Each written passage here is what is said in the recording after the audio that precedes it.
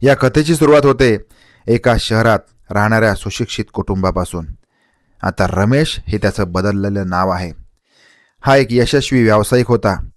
स्वभावाने अत्यंत शांत, कष्टाळू आणि कुटुंबावर जीवापाड प्रेम करणारा माणूस होता.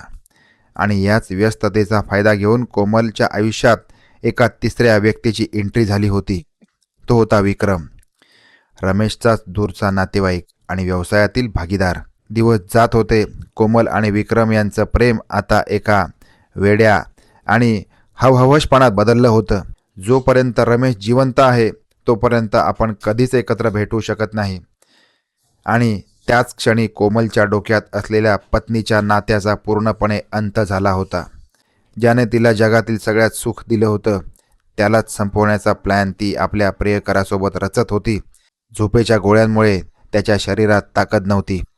त्याने आपल्या पत्नीकडे, कोमलकडे मदतीसाठी पाहिलं, पण कोमलच्या चेहऱ्यावर ना भीती होती ना दया.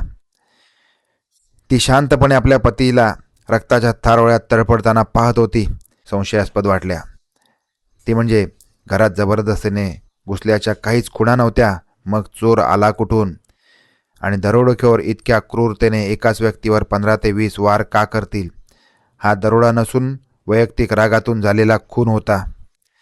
मित्रांनो, वासना आणि स्वार्थापोटी एका स्त्रीने आपल्याच कुंकवाचा बळी दिला. समाज आणि नात्याला कलंकित करणारी ही घटना आपल्याला विचार करायला लावते की आपण ज्याच्यावर विश्वास ठेवतो तीच व्यक्ती आपल्या मृत्यूचं कारण बनवू शकते का? आज कोमल आणि विक्रम तुरुंगाच्या गजाआड आपल्या पापाची शिक्षा भोगत आहेत, पण रमेशचा निष्पाप जीव मात्र